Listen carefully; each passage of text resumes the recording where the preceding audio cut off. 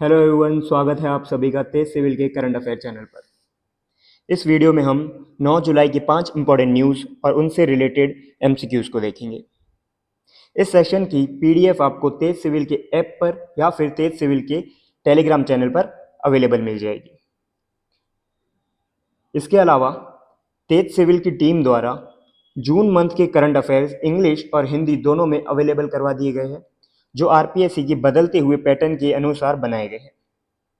तो चलिए बढ़ते हैं पहले क्वेश्चन और उससे रिलेटेड न्यूज़ की ओर।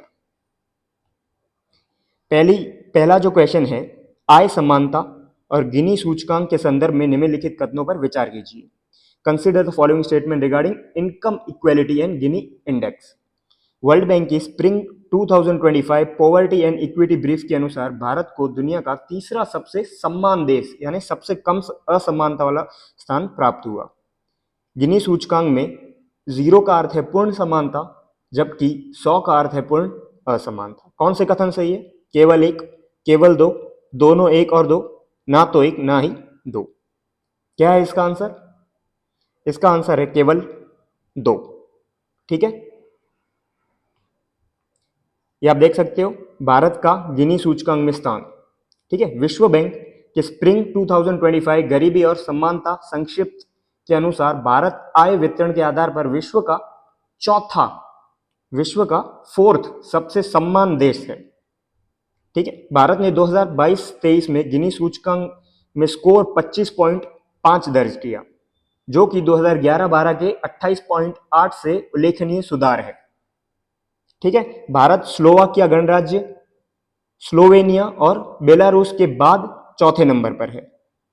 भारत का प्रदर्शन जो है G7 और G20 के सभी देशों से बेहतर है। अगर अपन गिनी सूचकांक की बात करें तो ये आय या धन असमानता को 0 से 100 के पैमाने पर क्या करता है? मापता है। 0 का अर्थ है पूर्ण समानता और 100 का अर्थ है पूर्ण असमानता। ये सूचकांक क्या करता है? लॉरेंज जो कर्व होता है उसका उपयोग करता है। ठीक है, लॉरेंज कर्व किसको दर्शाता है? लॉरेंज कर्व इनकम डिस्ट्रीब्यूशन और पॉपुलेशन यानी कि जनसंख्या के बीच में कर्व बनाया जाता है इकोनॉमिक्स में। ठीक है, भारत की अगर निम्न गिनी मान अगर देखा जाए निम्न गिनी मान, तो इसका मतलब है कि अधिक सम्मान समाज। जितना आपका मान जितना कम होगा, उतना ही आपका जो सोसाइटी है, आपका जो समाज है, वो क्या होगा? ज्यादा इक्वल होगा, इक्वेलिटी उसमें ज्यादा होगी। ठीक है, भारत 30 देशों में शामिल है जो मध्यम निम्न असमानता श्रेणी में है, यानी कि गिनी स्कोर जिसका 25 से 30 के बीच में रखा गया है। इसके अलावा भारत निम्न असमानता श्रेणी जो कि 25 से कम स्कोर वाले होते हैं, उससे केवल 0.4 अंक दूर है। यानी कि जो भी देश 25 से कम स्कोर पे है, वो देश सबसे ज्यादा सम्मान देश की कैटेगरी में है, और भारत उससे सिर्फ 0.4 अंक ही दूर है। अभी किस श्रेणी में है भारत? तो मध्यम निम्न असमानता श्रेणी में, 25 से 30 वाली। अगर भारत में गरीबी का स्टेटस देखें 2011 से 23 के बीच में, तो प्रतिदिन 2.15 अमेरिकी डॉलर से कम, यानी कि जो कि वर्ल्ड बैंक की एक्सट्रीम पुअर्टी लाइन या बिलो पुअर्टी लाइन थी, उसके अनुसार जीवन यापन करने वाले भारतीयों का प्रतिशत 2011 में कितना था? 16.2, और वो घट के 2023 में हो गया है केवल 2.3। तो आप देख सकते हो कि भारत ने इसमें कितना अच्छा काम किया है, जिसका अर्थ ये है कि इस अवधि में भारत ने 171 मिलियन लोग जो है अति गरीबी यानी कि एक्सट्रीम पॉवर्टी से बाहर निकाला है। लेकिन जून 2025 में वर्ल्ड बैंक द्वारा जो एक्सट्रीम पुअर्टी या बिलो पुअर्टी लाइन जो थी, उसकी परिभाषा चेंज कर दी गई है। अब प्रतिदिन 3 अमेरिकी डॉलर के तहत जो है पॉवर्टी लाइन को तय किया जाता है। और इस जो नई वाली अगर पॉवर्टी लाइन को कंसिडर किया जाए, तो भारत की गरीबी दर कितनी है अभी 2022-23 के अनुसार? 5.3%। तो ये फैक्ट जो है थोड़ा ध्यान में रखना, आपके मेंस में काम आ सकता है या किसी ऐसे में लिखने के लिए काम आ सकता है कि वर्तमान में जो 3 अमेरिकी डॉलर जो पॉवर्टी लाइन है वर्ल्ड बैंक द्वारा, और उसके अनुसार भारत की गरीबी दर क्या है? तो 2022-23 के अनुसार 5.3% है। इसको आप एज अ फैक्ट यूज कर सकते हो किसी ऐसे में या आंसर राइटिंग में। ठीक है, अगर शहरी और ग्रामीण गरीबी के बारे में बात करें 2011 से 23 के बीच में, तो ग्रामीण गरीबी रेट भारत में 18.4 से घटकर 2.8 हो गई है। वहीं अगर शहरी गरीबी रेट की बात की जाए तो 10.7 से घटकर 1.1% हो गई है। ठीक है, अब देखते हैं नेक्स्ट न्यूज की ओर। ठीक है, नेक्स्ट न्यूज है, which of the following state became the first in India to implement a predictive death model for TB patient. निम्नलिखित में कौन सा राज्य भारत में टीबी रोगियों के लिए प्रेडिक्टिव डेथ मॉडल लागू करने वाला पहला राज्य बना? केरल, महाराष्ट्र, तमिलनाडु या बिहार? क्या है आंसर? तमिलनाडु। ठीक है, अगर अपन केरल की बात करें तो केरल की कोझिकोडे सिटी, केरल की जो कोझिकोडे सिटी है उसे WHO द्वारा हाल ही में एज फ्रेंडली सिटी का दर्जा दिया गया। ठीक है, ये ध्यान रखना। इसके अलावा केरल की अरालम, केरल की अरालम वाइल्ड लाइफ सेंचुरी है, उसे क्या किया गया? उसे भारत का पहला बटरफ्लाई सेंचुरी घोषित किया है। तो ये भी आप जरा ध्यान रखना कि अरालम वाइल्ड लाइफ सेंचुरी कहां पर है? केरल में। इसके अलावा महाराष्ट्र की बात की जाए तो आपने देखा होगा कि पिछले कुछ महीनों में महाराष्ट्र में वेव समिट हुआ था, world audio video entertainment summit. ठीक है, कहां पर? तो महाराष्ट्र के जियो वर्ल्ड सेंटर में, जो कि इंटरनेशनल समिट था और पहला ऐसा समिट था। इसके अलावा महाराष्ट्र में कुछ और भी न्यूज थी, जैसे कि मैंने आपको कल बताया था, कल वाले वीडियो में, आईएनएस गुलदार जो कि एक डीकमीशन्ड नेवल शिप है, इसको महाराष्ट्र में क्या कर दिया गया है? इंडिया का पहला अंडर वाटर म्यूजियम बनाया गया है। और इसके अलावा आर्टिफिशियल जो है कोरल रीफ भी बनाया गया है इसे।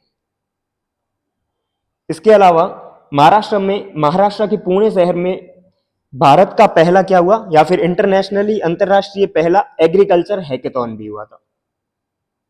अगर तमिलनाडु की बात करें तो ये एक पहला ऐसा राज्य बना है जो कि टीबी के जो पेशेंट होता है उनकी डेथ को प्रेडिक्ट कर सकता है, कितनी परसेंटेज रेट है। ठीक है, और इसके अलावा अपन ने कल के वीडियो में देखा था कि तमिलनाडु में पहला क्या था? पहला क्या हुआ? ASEAN India cruise dialogue, ASEAN India cruise dialogue. ठीक है, अगर बिहार की बात करें तो बिहार के गया जो शहर है बिहार का, उसका नाम बदल के क्या कर दिया गया है? गया जी। इसके अलावा आपने देखा होगा कि हाल ही में खेलो इंडिया यूथ गेम जो हुआ था, खेलो इंडिया यूथ गेम, वो कहां पर हुआ था? बिहार में। और इस गेम में सबसे टॉप पे कौन रहा था? तो महाराष्ट्र। सेकंड पे कौन रहा? हरियाणा। और थर्ड पे कौन रहा?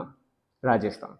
राजस्थान ने इसमें कितने मेडल जीते थे? तो टोटल लगभग 60 मेडल राजस्थान ने जो इस खेलो इंडिया यूथ गेम में जीते थे।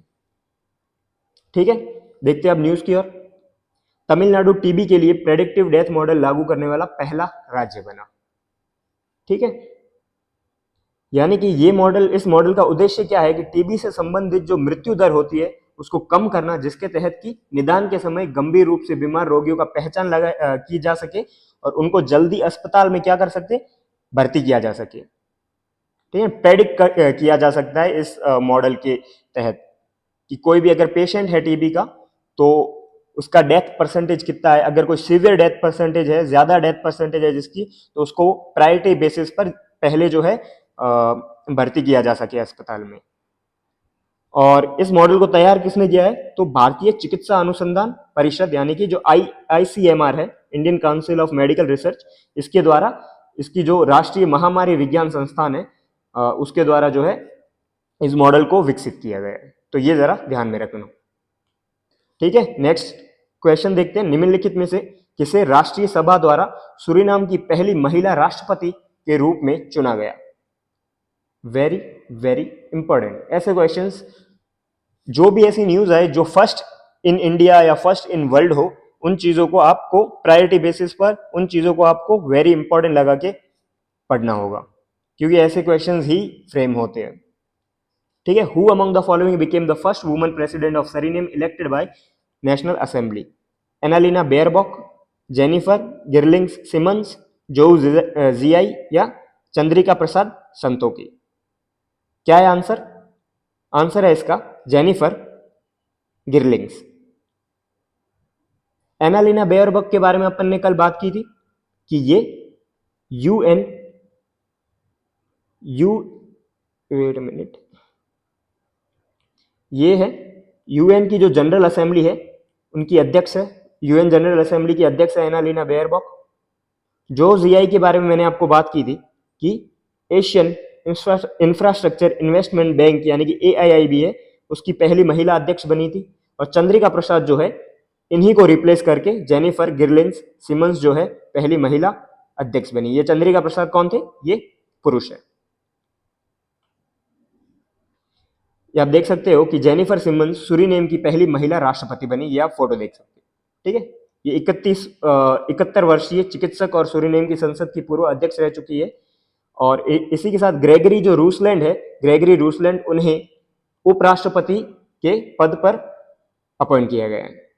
और जो जेनिफर सिमंस हैं, इन्होंने चंद्रिका प्रसाद चांद संतोखी का जो है स्थान लिया, यानी कि उन्हें रिप्लेस किया। तो ये नाम जरा ध्यान में रखना। नेक्स्ट देखते हैं। 7 जुलाई 2025 को निम्नलिखित में से किसे अंतरराष्ट्रीय क्रिकेट परिषद यानी कि आईसीसी का मुख्य कार्यकारी अधिकारी यानी कि सीईओ नियुक्त किया गया? Who among the following was appointed CEO of the ICC on 7th of July 2025? आलोक जोशी, जय शाह, संजोग गुप्ता या तेजपाल भाटिया? क्या है आंसर इसका? इसका आंसर है संजोग गुप्ता। ठीक है। आलोक जोशी कौन है? तो आलोक जोशी को रिसेंटली गवर्नमेंट द्वारा एक नेशनल सिक्योरिटी एडवाइजरी बोर्ड, राष्ट्रीय सुरक्षा सलाहकार बोर्ड का गठन किया गया था, उसका चेयरमैन बनाया गया। जयसा भी कौन किस पद पर है? आईसीसी के चेयरमैन। संजोग गुप्ता को आईसीसी का सीईओ बनाया गया है। और जो तेजपाल भाटिया है, ये क्या है? एक्सियोम स्पेस जो है कंपनी, उस एक्सियोम स्पेस कंपनी के सीईओ है। इन्हें भी हाल ही में नियुक्त किया गया। एक्सियोम स्पेस, जिसके द्वारा एक्सियोम 4 मिशन भेजा गया था, जिसमें शुभांशु शुक्ला भी थे, ये वही एक्सियोम स्पेस कंपनी है, उनके सीईओ है तेजपाल भाटिया। तो ये चीज थोड़ा ध्यान में रखना। संजोग गुप्ता को अंतरराष्ट्रीय क्रिकेट परिषद आईसीसी का सीईओ नियुक्त किया गया। ठीक है, यही न्यूज थी। और ये आईसीसी में शीर्ष नेतृत्व की दूसरी स्थिति है जो किसी भारतीय ने हासिल की है। इससे पहले 2024 में जय शाह आईसीसी के अध्यक्ष के रूप में चुने गए। नेक्स्ट न्यूज देखते हैं। राजस्थान में पहला आवासीय बालिका सैनिक स्कूल निम्नलिखित में से कहां खोला गया? Where will Rajasthan first residential girls Sainik school will be establish? कहां पर खोला जाएगा? ठीक है। कोटा, जयपुर, बीकानेर या उदयपुर? क्या है आंसर इसका? इसका आंसर है बीकानेर। अगर कोटा की बात की जाए तो कोटा में आपनो गांव साफ सुथरो कैंपेन शुरू किया गया था, अभियान मदन दिलावर द्वारा रामगंज मंडी में। ठीक है। इसके अलावा कोटा की जो यूनिवर्सिटी है, वहां पर भगवती प्रसाद सारस्वत को वाइस चांसलर के पद पर नियुक्त किया गया था। ठीक है। अगर जयपुर की बात करें तो जयपुर में 5वां खेलो इंडिया यूनिवर्सिटी गेम होगा। इसे आप वेरी इंपॉर्टेंट लगा के रखना। जयपुर में पहला 5वां खेलो इंडिया यूनिवर्सिटी गेम होगा। कब होगा? ये नवंबर 2025 में होगा। इसके अलावा अपन ने जयपुर में देखा कि 29वां भामाशाह समारोह यहां पर आयोजित हुआ, पुरस्कार समारोह, है ना। इसके अलावा अपन ने देखा कि 19वां जो सांख्यिकी दिवस है, 19वां सांख्यिकी दिवस जयपुर में मनाया गया, आरआईसी राजस्थान इंटरनेशनल जो सेंटर है वहां पर, महल नोबिस के जयंती पर। ठीक है, तो ये सारी चीजें थी। अगर उदयपुर की बात करें तो उदयपुर में पहली, भारत की पहली क्या थी, कोऑपरेटिव राइड, जिसके अंतर्गत बाइक को रेंट पे दिया जा सकता था, वो शुरू की गई। इसके अलावा अपन ने उदयपुर के बारे में क्या देखा, मेन्नार, जो कि हाल ही में रामसर साइट घोषित की गई, वहां पर 2 दिवसीय कार्यशाला हुई थी, वर्कशॉप। इसके अलावा उदयपुर की जो लेक पिचोला है वहां पर क्या हुई थी, डबल डेकर बोट को लॉन्च किया गया था, जो भारत की पहली डबल डेकर बोट थी। ठीक है, इसके अलावा उदयपुर में एक और धरती आबा जनजातीय ग्राम उत्कर्ष अभियान शुरू किया था उदयपुर के कोटड़ा में। ठीक है ना, धरती आबा प्रोग्राम जो था उदयपुर के कोटड़ा में शुरू किया गया था। और हर घर में विज्ञान व नवाचार, ये भी उदयपुर में शुरू किया गया था।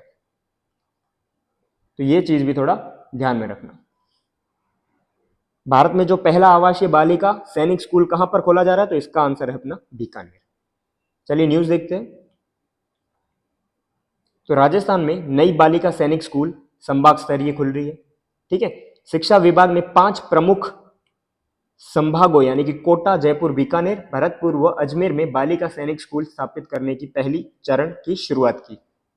पहला जो आवासीय बालिका सैनिक स्कूल है वो बीकानेर संभाग के जयमालसर गांव में खोला जाएगा। ठीक है, ध्यान में रखना, नोट में रखना इसमें। श्री राम नारायण राठी चैरिटेबल ट्रस्ट ने राजस्थान के बीकानेर जिले में जयमालसर गांव में बालिकाओं के लिए एक सैन्य अकादमी स्थापित करने की घोषणा की। शिक्षा मंत्री मदन दिलावर के प्रयासों के कारण ट्रस्ट के जो अध्यक्ष है पूनम चंद राठी और शिक्षा विभाग के अधिकारियों के बीच में 100 करोड़ का एक एमओयू साइन हुआ। ठीक है, ये चीज ध्यान में रखना। मुख्यमंत्री भजनलाल शर्मा की बजट की घोषणा के तहत इसको शुरू किया गया और शिक्षा मंत्री मदन दिलावर 11 जुलाई 2025 को आधिकारिक तौर पर क्या करेंगे, इसकी आधारशिला रखेंगे। ये स्कूल कक्षा 6 से कक्षा 12वीं तक की पढ़ाई प्रदान करेगा। ये थी आज की जो भी 5 इंपॉर्टेंट न्यूज थी अपन ने कवर की, न्यूज और उनसे रिलेटेड एमसीक्यूज। आशा करता हूं कि आपको ये सेशन पसंद आया होगा। अगर पसंद आया तो चैनल को सब्सक्राइब और वीडियो को शेयर करना ना भूलें। थैंक यू एवरीवन, मिलते हैं अगले करंट अफेयर सेशन में।